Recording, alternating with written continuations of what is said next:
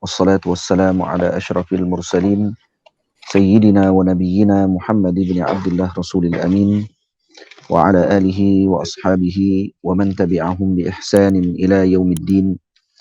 Subhanaka la ilma lana illa ma 'allamtana innaka antal alimul hakim. Rabbi shrah li sadri wa yassir li amri wahlul 'uqdatam min lisani yafqahu qawli. Rabbi yassir wa la tu'assir. Rabbi tammim bi khair wa ba'd. Terima kasih kepada Fadil pengurusi majlis dan seluruh yang mengikuti majlis kita pada malam ini, para santri, para penonton yang dirahmati Allah Subhanahu wa taala sekalian. Salawat kepada Nabi kita Muhammad sallallahu alaihi wasallam adalah salah satu daripada bentuk pengagungan Allah Subhanahu wa taala terhadap junjungan besar Sayyiduna Rasul sallallahu alaihi wasallam. Allah Subhanahu wa taala berfirman di dalam Al-Qur'an, Innallaha wa malaikatahu yusalluna 'alan nabi ya ayyuhalladzina amanu sallu 'alaihi wa sallimu taslima. Dan ini adalah ayat yang menunjukkan kedudukan ketinggian Rasulullah sallallahu alaihi wasallam dan kedudukan agung baginda Rasul di sisi Allah Subhanahu wa taala. Dan selawat adalah bentuk kecintaan yang diungkapkan oleh Allah Subhanahu wa taala kepada junjungan besar, dan Allah mengarahkan kepada kita golongan mukminin untuk melazimi dan melantunkan selawat kepada junjungan besar Nabi kita Muhammad sallallahu alaihi wasallam. Al-Hajrasi dalam syarahnya bagi salawat Ibnu Idris, beliau menyebutkan Sa'alahu sahabah ridwanullah alaihim. Para sahabat bertanya kepada junjungan besar Nabi kita Muhammad sallallahu alaihi wasallam. Faqalu, maka mereka berkata, wa kaifa nusalli alaika ya Rasulullah? Bagaimana kami ingin berselawat kepadamu ya Rasulullah? Ai wal hal, maksud soalan tersebut bukan hanya tanya kerana sahabat tidak tahu berselawat kepada Nabi sallallahu alaihi wasallam dengan maksud apa makna selawat tadi. Di sini maknanya ay wal hal anna Allah jalla jalaluhu qad asna 'alaika. Allah Taala memuji kamu ya Rasulullah. Wa huwa 'alimu biqudratik atau biqadarika. Jadi Allah mengetahui tentang kedudukanmu ya Rasulullah. Allah tahu tentang kedudukanmu, Allah memujimu, dan Allah mengarahkan kami untuk berselawat kepadamu. Innallaha wa malaikatahu yusalluna 'alan nabi ya ayyuhalladzina amanu sallu 'alaihi wa sallimu taslima. Jadi seorang sahabat berkata, fa'allimna kaifa yakunu imtithala al-amri hunalik. Bagaimana untuk kami melaksanakan arahan tersebut. Faqala alaihi salatu wassalam, qulu Allahumma salli ala Muhammad. Al-haditha. Katakan Allahumma salli ala Muhammad. Seolah Nabi mengatakan kepada para sahabat, ruddu amri ilal alimi biqadri.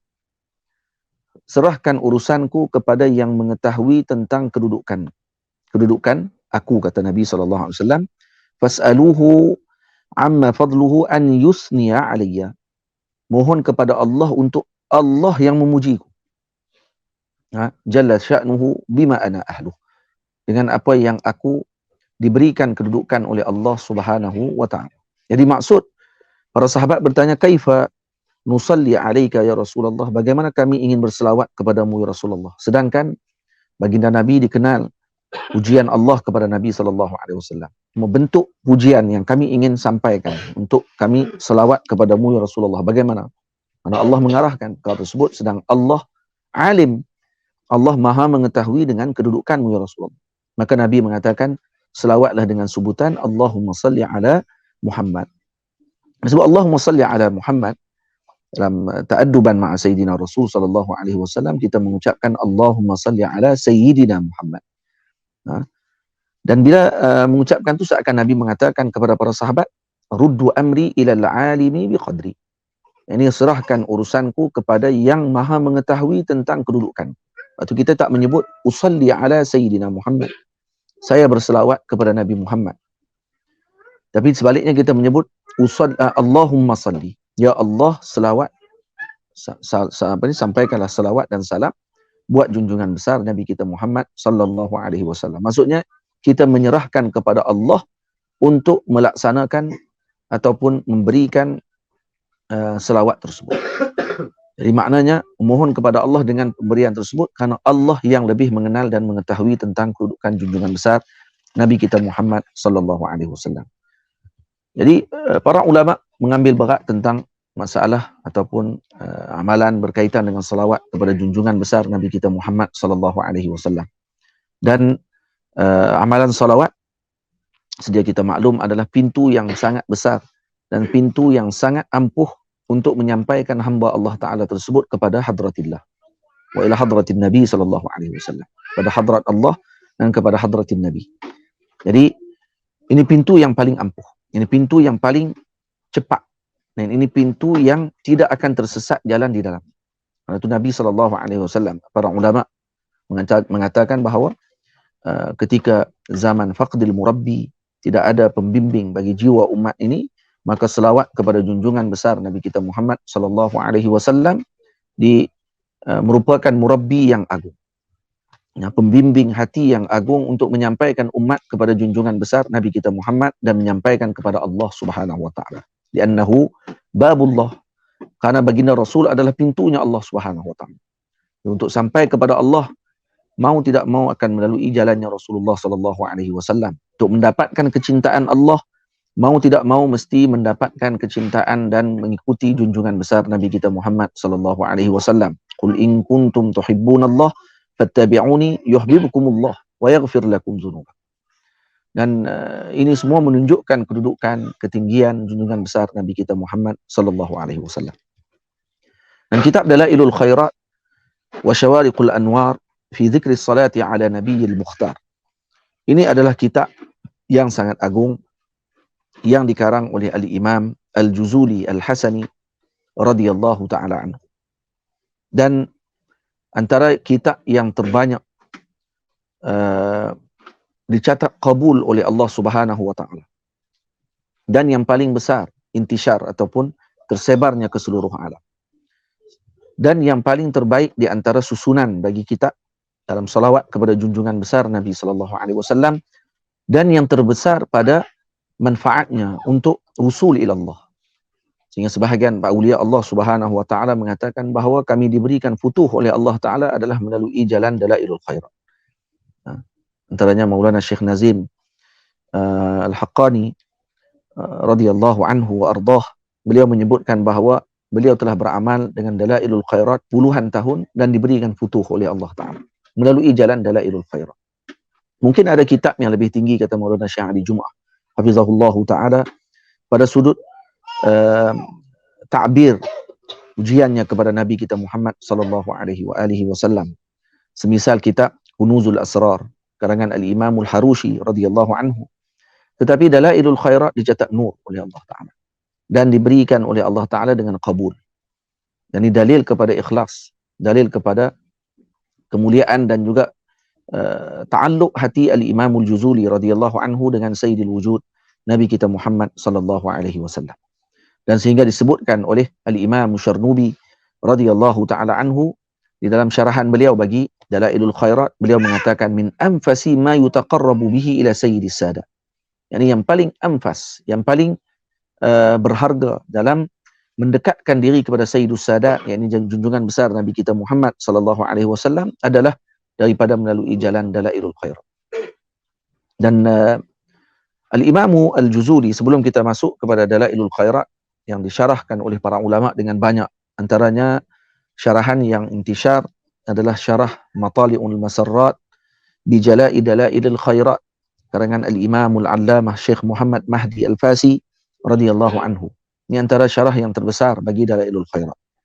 Dan kemudian kitab Bulughul Masarrat ala Dalailil Khairat karangan Al-Imam Al-Allamah Syekh Hasan Al-Idwi radhiyallahu taala anhu. Dan juga kitab Al-Minahul Ilahiyat bi Syarhi Dalailil Khairat karangan Sayyidi Al-Imam Sulaiman Jamal, dan seumpamanya yang lain, antaranya syarah bagi Dalailul Khairat At-Ta'rif Dalailul Khairat ataupun syarah bagi Dalailul Khairat yang disyarahkan oleh Sayyidi Al-Imam Abdul Majid Asy-Syarnubi radhiyallahu anhu. Al-Imam Nabhani radhiyallahu anhu juga mensyarahkan Dalailul Khairat dengan syarahan yang ringkas. Dan banyak lagi syarahan para ulama yang berkhidmat bagi memahamkan ataupun diletakkan hasyiah bagi kitab ini untuk menjelaskan dan menerangkan tentang maksud bagi Dalailul Khairat. Sebelum masuk kepada bagaimana untuk kita mengamalkan Dalailul Khairat dan juga meletakkan kecintaan kita terhadap kitab ini, maka sepatutnya bagi kita mengenal terlebih dahulu dengan sahib Dalailul Khairat. Ini Al-Imam Al-Juzuli Al-Hasani radhiyallahu anhu. Nama beliau Syekhul Imam Al-Alimul Amil Al-Waliyul Kabir Al-Kamil Al-Ariful Muhaqqiqul Wasil Qutbu Zamanihi wa Faridu Dahrih Abu Abdullah Muhammad bin Sulaiman Al-Juzuli As-Simlali Al-Syariful Hasani. Nama beliau adalah Al-Imam Abu Abdullah, ini kunyahnya beliau, Muhammad ibn Sulaiman Al-Juzuli, karena beliau berasal daripada Juzulah. Dan kemudian beliau berpindah kepada Simlalah. Waktu digelarkan beliau dengan As-Simlali. Dan dia adalah kabilah, Juzulah. Dan kemudian fi Simlalah minhum wahya qabilah minal Barbar. Ini Simlalah adalah kabilah daripada Barbar, ya, di Susil Aqsa, ya, yang berada di pesisiran sungai Sus Al-Aqsa. Dan beliau menuntut ilmu di Madinah Fas, ya, dan di sanalah beliau mengarang Dalailul Khairat seperti yang disebutkan oleh sebahagian ulama. Dan bagaimana karangan Dalailul Khairat ini berhasil, dalam kisah disebutkan bahawa Al-Imam Al-Juzuli radhiyallahu ta'ala anhu, Afiq, main kitab Dalail. Dalam ni ada dia punya ni, cerita dia tu. Jatuh, hilang. Ada ke atas tu. Tak ada atas. Al-Imam Al-Juzuli radhiyallahu anhu, ketika mana mula mengarang kitab ini, sebelum mengarang kitab ini, satu hari beliau ada otak tu? Oh, tak ada otak. Ya? Ya, sekejap. Ambil ni.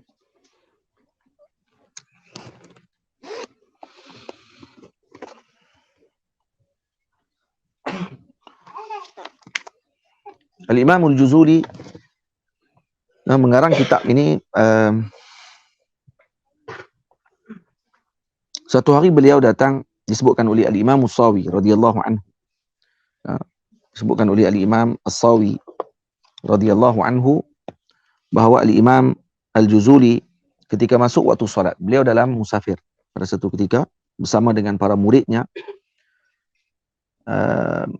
Dan murid Imam Juzuli radhiyallahu anhu, Allah Subhanahu wa taala mencatatkan kabul kepada beliau, diberikan futuh kepada beliau dalam jalan ataupun melalui tangannya Al-Imam,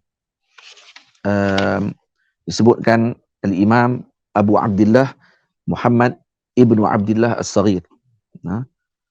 Yani dia mengambil tariqah dengan Al-Imam Abu Abdullah Muhammad ibnu Abdullah As-Saghir.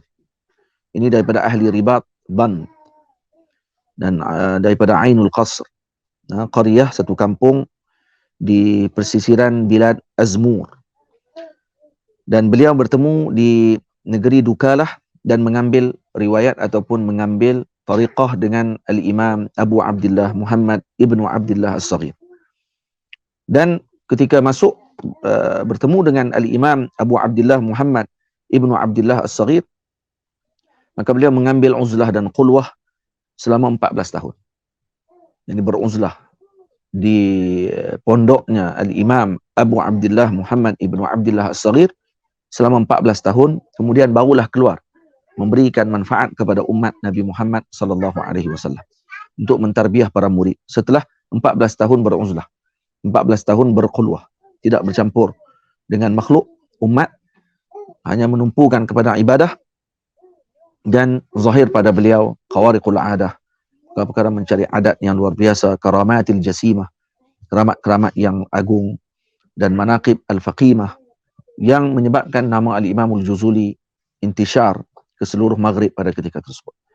Dan bilangan murid beliau disebutkan hampir 12.600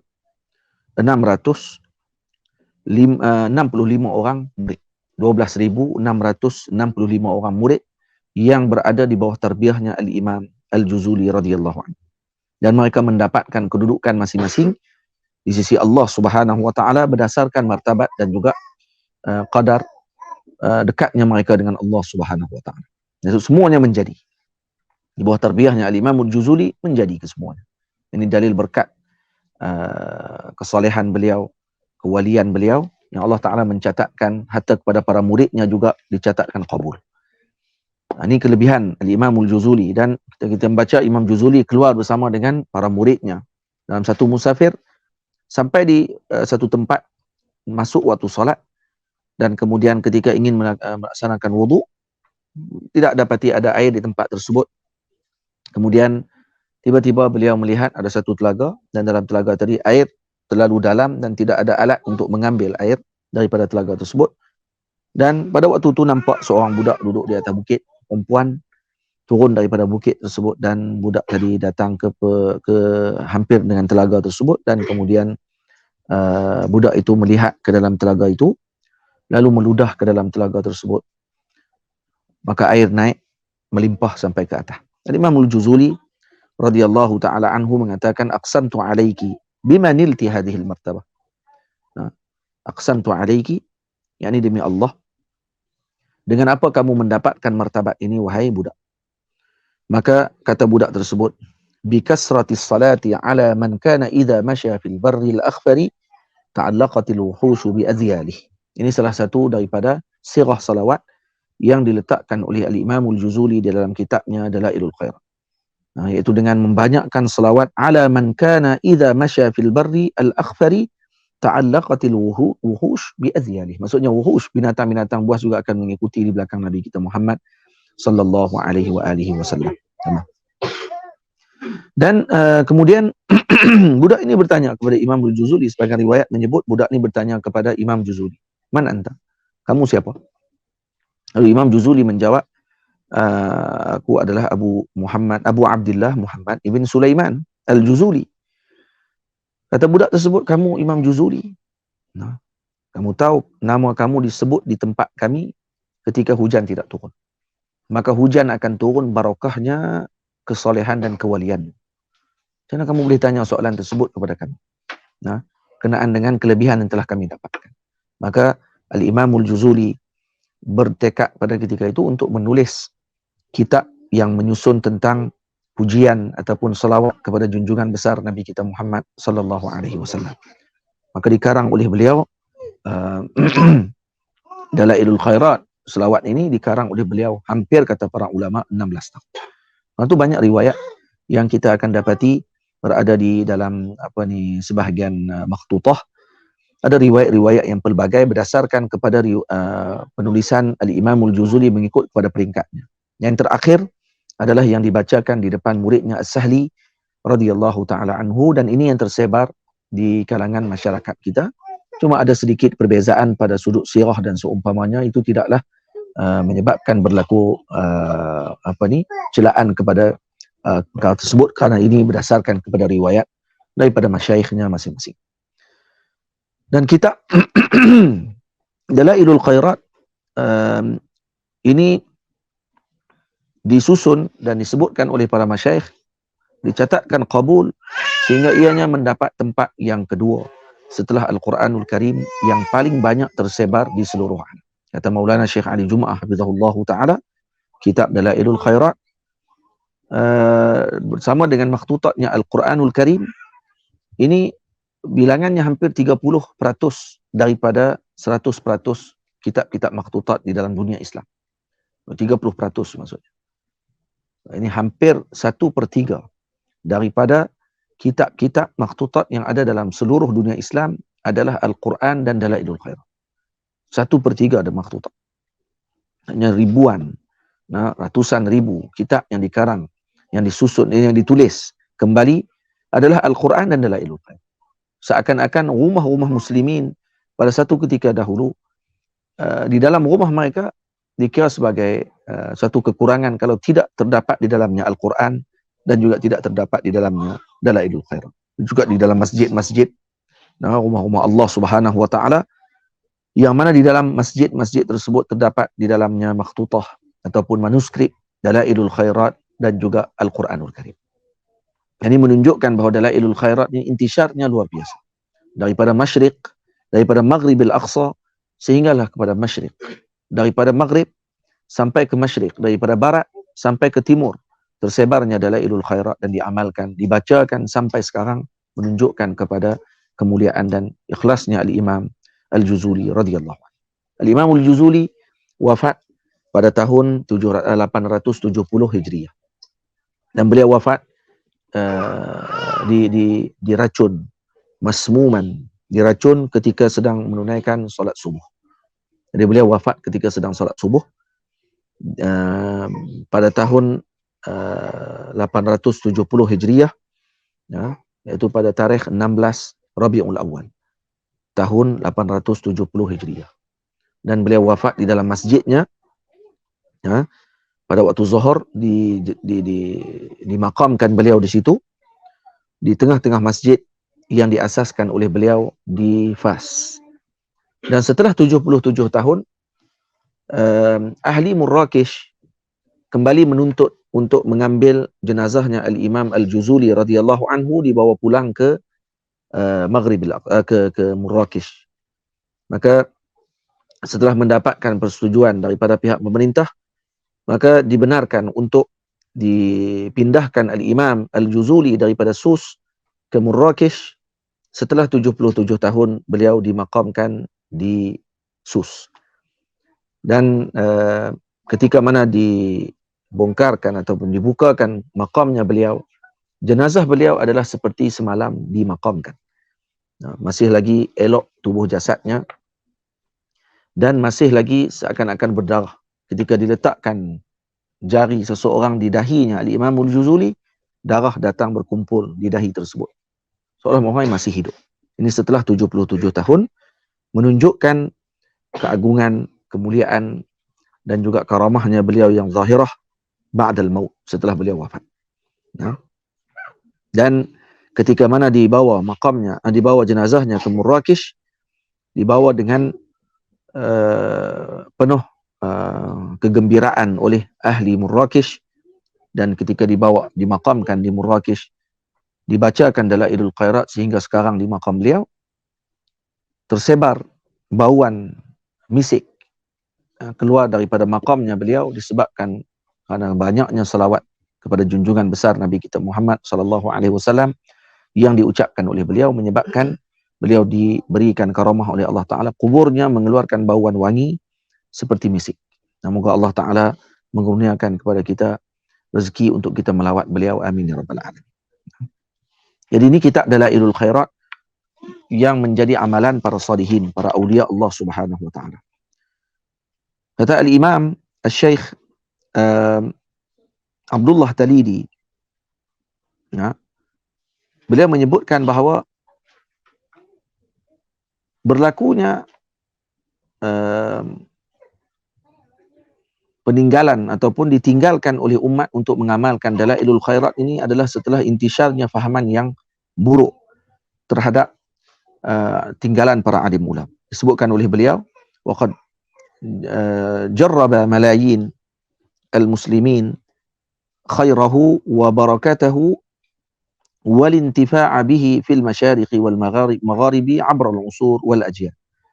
Telah ditajribahkan, dijadikan sebagai pengalaman daripada para ulama dan para umat, nah, sejak zaman berzaman mengambil manfaat dan keberkatan dengan kitab ini, daripada masyriq ke maghrib, daripada timur ke barat, daripada seluruh zaman dan juga setiap generasi. Wa syahadu lahu minal barakati wal anwar ma la yakhturu ala balin. Dan mereka mendapatkan dan melihat sendiri dengan mata kepala mereka perkara-perkara yang barakah dan juga nur yang tidak terlintas di dalam otak fikiran mereka terhadap kelebihan berselawat dengan membaca Dalailul Khairat. Wa qad kana al-muslimuna harisina ala qiraatih. Dan para muslimin sangat mengambil perhatian untuk membaca kitab ini, afradan wa jama'atin, sama ada secara bersendirian ataupun berjamaah, fil masajid wal buyut, di rumah-rumah mereka dan di masjid-masjid. Hatta di dalam Masjidil Nabawi terdapat Syaikhud Dalail. Di Masjidil Haram ada Syaikhud Dalail. Maksudnya ditugaskan khusus oleh pihak pemerintah untuk memimpin majlis Dalailul Khairat di dalam Masjid Nabawi Asy-Syarif, di dalam Masjidil Haram. Nah, jadi maksud benda ini benda yang ma'ruf di kalangan para salihin, para ulama terdahulu, intisyar. Dan apa kata Sayyidi Al-Imam Abdullah Talili? Yana mutafannina fi salati 'ala al-habib al-a'zam wa madihina lah hatta zaharat wa intasharat fikratul wahabiyah. Sehinggalah tersebarnya fikrah wahabiyah bainan nasi, di antara manusia, wa fatana al-'ammah 'ammata biha wa waswasu bi ara'i Ibn Taimiyah wa mujaddidi tariqatihi Ibn Abdul Wahhab an-Najdi. Karena mereka menyebarkan faham Ibn Taimiyah dan juga fahaman pendiri tariqahnya mereka itu Ibn Abdul Wahhab, Muhammad bin Abdul Wahhab an-Najdi. Fadha'ufa al-muslimuna an qira'ati dalailul khairat. Maka umat pada ketika tersebut jadi lemah, tidak lagi membaca dalailul khairat. Wa fataru 'anis salati 'ala Rasulillah sallallahu alaihi wasallam khususan. Ya, dan mereka semakin kurang dalam berselawat kepada Nabi kita Muhammad sallallahu alaihi wasallam secara khusus, wa an zikrillah umuman, dan daripada zikrullah umum. Karena ditentang majlis zikir, karena ditentang majlis salawat, dianggap ini ahli bid'ah, dianggap bahawa ini perkara-perkara yang mereka agama baru dan seumpama. Jadi ini semua adalah perkara yang telah ditinggalkan kesan buruknya dengan intisyarnya faham yang buruk ini. Dan moga-moga Allah Subhanahu wa taala memberikan kepada kita kekuatan, memberikan kepada kita kecintaan kepada junjungan besar Nabi kita Muhammad sallallahu alaihi wasallam untuk sentiasa beramal dengan amalan yang ditinggalkan oleh para aulia Allah Subhanahu wa taala. Dan Dalailul Khairat antara kitab, 3 buah kitab yang terbanyak dibaca seluruh alam. Antaranya yang pertama Asy-Syifa bi Ta'rifi Huquqil Mustafa karangan Al-Imam Qadhi Iyad radhiyallahu taala anhu. Yang kedua kitab Burdah Al-Imam Al-Busiri, dan yang ketiga kitab Dalailul Khairat karangan Al-Imam Abu Abdullah Muhammad Ibn Sulaiman Al-Juzuli radhiyallahu taala. Ini 3 kitab yang ketiga-tiga kitab tersebut adalah berkaitan dengan junjungan besar Nabi kita Muhammad sallallahu alaihi wasallam. Jadi apa sahaja yang berkait dengan Rasulullah akan kekal. Nah, kullu sababin wa nasabin yanqati'u ila yaumil qiyamah illa sababi wa nasabi. Setiap perkara yang bersebab dan bernasab denganku, kata Nabi SAW, akan bersambung sampai hari kiamat, tidak akan terputus. Yang lain daripada itu akan terputus. Ini yang bersebab dengan Nabi SAW. Para ulama menterjemahkan bersebab dengan maksud dengan makna musaharah. Ini bukan hanya dengan nasab, tapi dengan sebab, iaitu perkahwinan, yang berkahwin dengan anak cucunya Rasulullah SAW akan bersambung keturunan mereka. Itu maksud juga bersebab. Tapi sebab juga boleh diletakkan dengan makna umum. Apa sahaja yang dilakukan yang bersebab dengan Rasulullah SAW, maka tidak akan terputus sampai hari kiamat. Manakala yang bersebab dengan sebab yang lain akan terputus dan tidak akan bersambung, seperti bersambungnya apa yang berkaitan dengan junjungan besar Nabi kita Muhammad SAW. Dan Dalailul Khairat disebutkan oleh Al-Imam Syekh Syarnubi radhiyallahu anhu, disebutkan kalam sebahagian daripada para aulia Allah Ta'ala, in anta lazamta as-salata 'ala alladhi shalla 'alaihi Allahu fil ayati. Kalau kamu melazimi salat kepada yang Allah Subhanahu wa taala berselawat kepadanya di dalam ayat. Ini ayat Al-Qur'anul Karim. Innallaha wa malaikatahu yusalluna 'alan nabi wa ja'altaha wirdan 'alaika muakkada. Kamu jadikan salawat tersebut sebagai wirid bagimu. Lahat 'alaika dalailul khairati. Maka adalah kamu bersama dengan dalailul khairat. Karena itu akan menyebabkan kamu bersama sentiasa dengan zikrullah dan juga salawat kepada junjungan besar Nabi kita Muhammad sallallahu alaihi wasallam. Al-Imam Abdul Wahhab Asy-Sya'rani radhiyallahu taala anhu menyebutkan tentang kelebihan berselawat kepada junjungan besar Nabi kita Muhammad sallallahu alaihi wasallam. Banyak kelebihan-kelebihannya yang kalau disebutkan satu persatu mungkin akan mengambil masa. Cuma saya sebutkan sedikit daripada petikan kalam Al-Imam Al-Arif Billah Sayyidi Syekh Abdul Wahhab Sya'rani radhiyallahu ta'ala anhu dalam kitabnya Lawaqih Al-Anwar Al-Qudsiyah. Kata beliau, waqad hubbiba li an adhkura laka ya akhi jumlatan min fawaidis salati wat taslimi ala Rasulillah sallallahu alaihi wasallam tashwiqan lak. Telah disukakan kepadaku, kata beliau. Ya, hubbibali an adhkura laka ya akhi, untuk aku menyebutkan kepadamu wahai saudaraku yang tercinta, jumlatan min fawaidis salati wat taslim, sebahagian daripada faedah selawat dan salam ke atas junjungan besar Nabi kita Muhammad sallallahu alaihi wasallam, tashwiqan lak, hal keadaan untuk memberikan kecintaan, kerinduan kamu kepada kamu. Jadi kerinduan untuk kamu berselawat kepada junjungan besar. La'allallaha ta'ala an yarzuqaka mahabbatahu al-khalis. Moga-moga Allah Ta'ala mengurniakan kepada kamu kecintaan kepada baginda Nabi, ataupun kecintaannya Allah yang yang suci murni, dianugerahkan oleh Allah kepada kamu. Wa yasira an yasira, maksudnya waw ataf pada an, wa yasira syughluka fi aktsari awqatika as-salata wat taslima alaih. Dan ini menjadikan seluruh pekerjaanmu adalah selawat dan salam ke atas junjungan besar. Wa tasira tahdi thawaba kulli amalin amiltahu fi sahifati Rasulillah sallallahu alaihi wasallam, dan menjadikan kamu menghadiahkan pahala setiap amalan kamu yang telah kamu amalkan tadi di dalam sahifahnya Rasulullah, yaitu di dalam buku lembarannya Nabi kita Muhammad sallallahu alaihi wasallam, seperti yang diisyaratkan daripada khabar hadis Sayyidina Ubay ibn Ka'ab radhiyallahu taala anhu. Beliau mengatakan, inni aj'alu laka salati kullaha, aku jadikan kepadamu ya Rasulullah selawatku seluruhnya. Inni aj'alu laka salati kullaha, ay aj'alu laka thawaba jami'i a'mali, saya jadikan seluruh amalan saya ni adalah untukmu ya Rasul. Itulah tu maksud dia. Inni aj'alu laka salati kullaha. Salati kullaha, salati makna doa boleh jadi. Dia boleh jadi juga dengan makna, kata Imam Abdul Wahab Sya'rani, dengan makna a'mal. Yani jami' a'mali laka ya Rasulullah, seluruh amalanku milikmu ya Rasulullah. Faqala lahu an-nabiy sallallahu alaihi wasallam, pahalanya pahala amalan tadi pada Nabi sallallahu alaihi wasallam. Maka kata Nabi sallallahu alaihi wasallam apa dia? Idzan yakfikallahu ta'ala hamma dunyaka wa akhiratik. Maka Allah Subhanahu wa taala, kalau begitu, kata Nabi, kalau kamu niatkan begitu, ketika kamu sebut inni aj'alu laka salati kullaha, maka kata Nabi, kalau begitu, yakfikallahu ta'ala hamma dunya atau hamma dunyaka wa akhirati, maka Allah Ta'ala akan mencukupkan kamu segala keinginan duniamu dan akhiratmu. Apa saja keinginanmu dipenuhkan oleh Allah Subhanahu wa ta'ala. Banyak kelebihannya, luar biasa sekali. Antaranya apa dia? Kan teriak kat situ. So, kita kat Umi jangan teriak kat situ.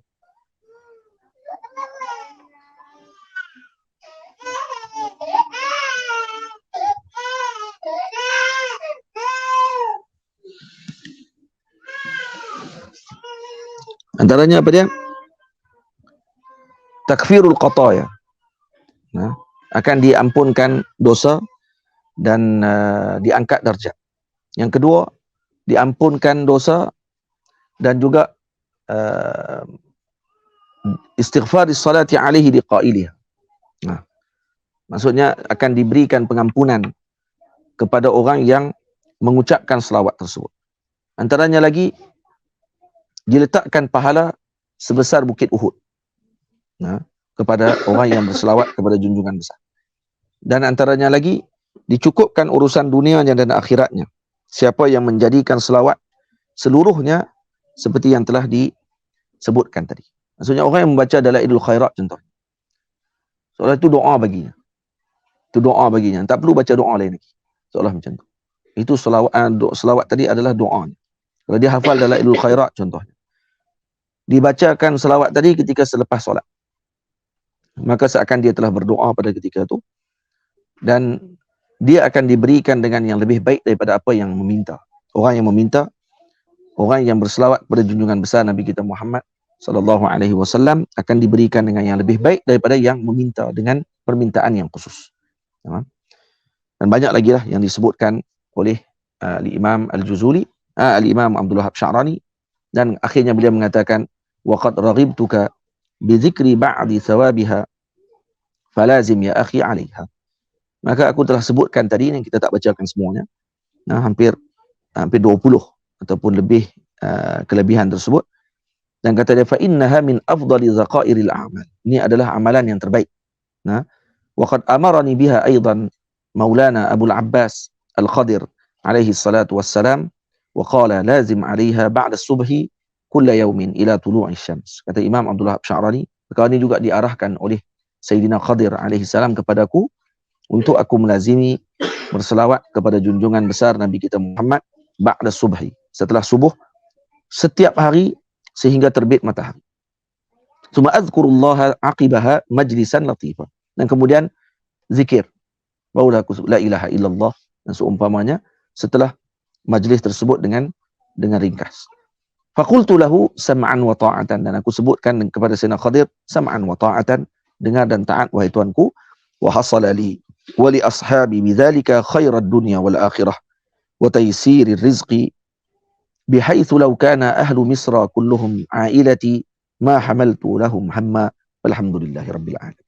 Kata beliau, aku diberikan oleh Allah dengan mengikuti arahan tersebut, aku dan para muridku mendapatkan kebaikan dunia dan akhirat dan dimurahkan rezeki, dan kalaulah seluruh Mesir adalah keluarga aku, maka kesemua mereka akan mendapatkan habuan tersebut. Maksud kayanya beliau diberikan kekayaan oleh Allah Subhanahu wa taala yang luar biasa disebabkan karena melazimi salawat kepada junjungan besar Nabi kita Muhammad sallallahu alaihi wasallam. Ini karena tu kita melazimi selawat bukan kerana untuk mendapatkan kelebihan itu sahaja semata-mata, tapi sebaliknya untuk menyambung hubungan kita dengan junjungan besar Nabi kita Muhammad sallallahu alaihi wasallam. Karena disampaikan manfaatnya tadi kepada Rasulullah. Nah, disampaikan selawat kita tadi kepada Nabi Muhammad sallallahu alaihi wasallam. Dan yang paling utama, Rasulullah mengenal kita. Dengan selawat yang kita baca disampaikan, khususnya pada hari Jumaat. Nah, ketika dibacakan selawat kepada Nabi Muhammad, maka akan dikhususkan malaikat yang khusus menyebut nama kita dan juga nama ayah kita. Dan ini termasuk, kata para ulama, termasuk daripada perkara yang membuat kebaikan kepada ayah adalah dengan membanyakkan selawat kepada junjungan besar Nabi kita Muhammad. Karena nanti akan disebutkan di depan Rasulullah, hadza fulan ibnu fulan. Nah, hadza fulanah bintu fulan. Ini fulan bin fulan. Sebut nama ayah kita sekali. Maka ayah kita juga akan dikenal oleh Rasulullah sallallahu alaihi wasallam disebabkan karena kasratis salati ala habibina al-Mustafa sallallahu alaihi wasallam. Dan antara yang terbaik yang ditinggalkan kepada umat Nabi Muhammad adalah dalailul khairat. Dalailul khairat, kata Maulana Syekh Ali Jum'ah hafizahullahu taala, kalau seorang beramal pada waktu pagi, dimulakan dalam banyak bersih yang ditulis, bersih yang paling asah tidak ada tulisan hari bagi dalailul khairat. Maksud tidak ada hari Isnin, hizbul Isnin, hizb yaumul Isnin, hizb yaumul Sulasa atau Salasa sampai yaumul Isnin. Nah, yang terakhir hari Isnin juga hizib yang ke-8. Tidak ada tulisan hizib hari tersebut, melainkan didakukan oleh para ulama setelahnya. Al-Imamul Juzuli tidak menyebutkan dengan tulisan hizbu al-yaum. Baliknya beliau menulis hizbul awal, hizbus sani, hizbus salis. Gitu yang ditulis oleh Al-Imam Al-Juzuli. Cuma diletakkan oleh para ulama untuk memudahkan kepada para murid membahagikan mengikut hari. Jadi dibacakan pada hari Isnin hizibnya ini. Hari Selasa dibaca hizib ini. Hari Rabu dibacakan hizib ini. Sampailah hari yang Isnin akan datang. Kata Maulana Syekh Ali, kalau seorang memulakan hizib Isnin yang pertama pada waktu petang, maka sebaiknya untuk dia menutup hizib Isnin yang terakhir pada waktu pagi. Jadi dijadikan antara petang dan paginya seminggu tersebut dalam keadaan bermula dengan salawat dan berakhir dengan salawat Nabi sallallahu alaihi wasallam. Kemudian dimulakan balik semula. Kalau mula dengan Isnin, pada pagi Isnin tersebut, dengan pada paginya, maka ditutup pada waktu petang. Kenapa dimulakan hari Isnin? Karena hari tersebut adalah harinya lahir baginda junjungan besar Nabi kita Muhammad sallallahu alaihi wasallam. Hadzal yaum wulidtu fihi. Nah, ini hari aku dilahirkan di dalam pada hari tersebut. Maka mengambil keberkatan hari Isnin jika kita memulakan bacaan dalailul khairat pada hari tersebut. Nah, dan kemudian dibahagikan dalailul khairat kepada beberapa kaifiat. Ada yang dibaca dengan sekali khatam. Ini biasa diamalkan. Ada kebiasaan kebanyakan orang mengkhatamkan kitab ini dengan seminggu. Isnin, Selasa, Rabu, Khamis, Jumaat, Sabtu, Ahad, Isnin. Khatam dan kemudian mula balik semula. Ada yang mengkhatamkan kitab ini 4 kali. 4 hari, 1 kali khatam. Lepas tu dia ada rubuk. Ini dalam buka dalam ni dia ada rubuk-rubuk kitab. Maksudnya kalau kita nak baca untuk nak menjadikan rutin bacaan kita 4 hari sekali khatam, maka dibaca dengan berhenti pada rubuknya. Ada yang dibaca dengan sulus. Yang yang siapa nak berhenti pada setiap 3 hari sekali khatam, maka dibaca dengan sulusnya. Ada sulusnya. Nah. Dan kalau siapa yang ingin mengkhatamkan 2 hari sekali khatam, maka dibacakan dengan nisf kitab. Dibaca sampai pertengahan kitab, maka masuk pada esoknya pada pertengahan kitab yang kedua. Dan amalan para awliya Allah Ta'ala yang dilakukan oleh sebahagian awliya adalah dikhatamkan Dalailul Khairat setiap hari. Tamam? Boleh? Jadi kalau kata Piramli sebut 1, kan? Ini banyak-banyak. 2, apa dia? Kadang-kadang. 3, jarang-jarang, dia kata. Nah, apa dia tu? Dalailul Khairat. Jadi, dia sebut Dalailul Khairat. Walaupun dia jawapan dia nikah ramai. Nikah 1 banyak, ramai. Nikah 2 jarang-jarang. Nikah 3 apa dia? Kadang-kadang, jarang-jarang, dia kata. Dan yang ni boleh juga sebut pada Dalailul Khairat. Iaitu yang 1 dengan kaifiat yang pertama banyak orang boleh buat. Kaifiat kedua kadang-kadang. Kaifiat yang ketiga, keempat itu jarang-jarang. Nah, yang terakhir tu, yang tu memang nadir. Kan tak ramai orang yang boleh melaksanakan sedemikian. Dan di antara amalan yang dilakukan oleh Syekh Ubaid rahimahullahu taala, Syekh Murabbi yang Murabbi Salik yang mendidik para muridnya di Syria, diceritakan oleh salah seorang murid beliau bahawa beliau melaksanakan uzlah ataupun qulwah Dalailul Khairat, iaitu dikhatamkan Dalailul Khairat 1 hari 12 kali khatam, dan berada dalam qulwah selama 45 hari ke 75 hari. Dan kata Syekh Ubaid rahimahullahu ta'ala, tidaklah seseorang yang masuki khulwat ini mengkhatamkan 12 kali khataman Dalailul Khairat 1 hari semalam dalam bilik khulwat tersebut, dan kemudian berterusan sehingga 45 hari sampai ke 75 hari, tidaklah keluar mereka daripada bilik tersebut melainkan tapak kaki mereka telah berada di atas tapak kakinya para awliya Allah Subhanahu wa taala. Maksudnya keluar menjadi wali itu. Ini yang melazimi membaca Dalailul Khairat. Dan Dalailul Khairat ini futuhnya azim. Nah, luar biasa. Maka lazimilah membaca Dalailul Khairat, maksudnya mengambil ijazahnya dan juga sambungannya dengan para ulama. Alhamdulillah kita diberikan nikmat oleh Allah Subhanahu wa taala mendapatkan ijazah kitab ini daripada Maulana Syekh Nuh Hamim Keller di Jordan. Saya bertemu dengan beliau, mengambil ijazah terus dengan sanad kitab ini yang bersambung, dan itu sanad antara sanad yang tertinggi yang ada di dalam dunia. Juga saya mengambil secara khusus kitab ini dengan Maulana Syekh Al-Habib Zain bin Sumit hafizahullah taala. Nah, waktu ketika saya meminta ijazah Dalailul Khairat, beliau tengok dan kemudian kata, kamu nak baca di mana kitab ni? Jangan baca dalam Masjid Nabawi, katanya. Nanti kamu dirampah kitab ni dan kamu pun akan ditangkap. Katanya. Kena hati-hati, dia kata, kalau nak baca dalam Masjid Nabawi. Sampai macam tu sekali, seakan-akan orang di Madinah ataupun di Hay'ah ni, kelompok yang kerja bertugas di Saudi ni, melihat Dalailul Khairat ni macam kitab yang sesat. Ini ajaibnya mereka. Dan mereka berada di sisinya junjungan besar Nabi kita Muhammad, dan di dalam masjid yang mereka halang tersebut dulu dijalankan majlis Dalailul Khairat. Kerana buta dengan sejarah ataupun kerana ingin mematikan sejarah, mereka menafikan perkara tersebut. Kemudian yang ketiga, saya telah membaca kitab ini dari awal sehingga selesai, alhamdulillah, dengan Maulana Syekh Al-Imam Ahmad Ar-Ruqaimi rahimahullahu ta'ala. Ini dalam masa hampir beberapa bulan sebelum beliau wafat. Saya ke Madinah, ke Makkah Al-Mukarramah, sempat mengkhatamkan Syama'il Muhammadiyah dengan beliau dan mengkhatamkan kitab Dalailul Khairat dari awal sampai selesai di hadapan beliau. dan alhamdulillah dikurniakan anugerah oleh Allah Taala setelah khatam 2 kitab ini. Dalam perjalanan ke Madinah Al-Munawwarah, saya bermimpi berada dalam majlis bersama dengan Maulana Syekh Ahmad Ruqaimi dalam majlis khatamnya kitab Syama'il dan Dalailul Khairat. Dan waktu ketika itu saya melihat Sayyidi Al-Imam Al-Syekh Al-Habib Ahmad Ar-Ruqaimi rahimahullah bangun. Beliau lumpuh setengah badan. Beliau lumpuh setengah badan. Beliau anak murid kepada Syekh Arabi Tabbani. Beliau murid kepada Syekh Alawi Maliki, ayah kepada Sayyid Muhammad bin Alawi Maliki. Beliau murid kepada para masyayikh kibar terdahulu. Ini antara muammarin, ulama-ulama tua yang ada di Makkah Al-Mukarramah satu ketika dulu.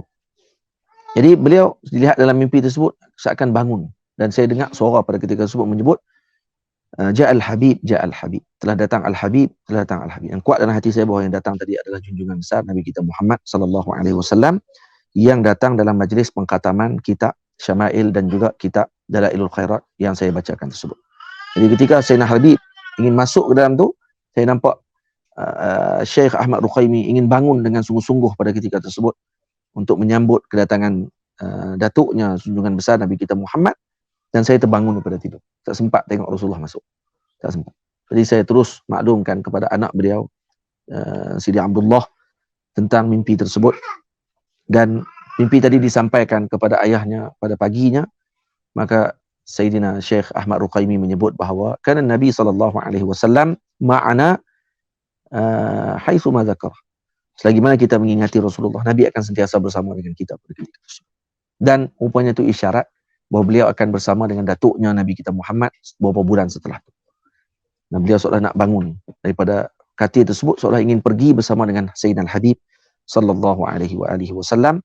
Dan moga Allah Ta'ala menempatkan beliau bersama dengan junjungan besar Nabi kita Muhammad, ditinggikan darjat beliau, diberikan kemuliaan kepada beliau berkat junjungan besar Nabi kita Muhammad sallallahu alaihi wasallam. Juga saya mengambilkan ijazah Dalailul Khairat dengan Maulana Syekh Ali Jumaah hafizahullah taala, juga mengambil dengan Maulana Syekh Jamal Faruq hafizahullah taala, juga mengambil dengan Maulana Syekh Ahmad Mamduh hafizahullah taala, dan ini antara para guru yang telah memberikan ijazah sama ada secara khusus ataupun secara umum sanad-sanad mereka. Secara khususnya yang telah saya sebutkan tadi, iaitu Sayyidi Syekh Nuh Hamim Kala, Sayyidi Syekh Ahmad Ruqaimi rahimahullah, dan Sayyidi Syekh Allahumma salli ala Sayyidina Muhammad Al-Habib Zain bin Sumit hafizahullah ta'ala. Jadi itu sebahagian daripada sejarah ataupun perbincangan tentang Dalailul Khairat.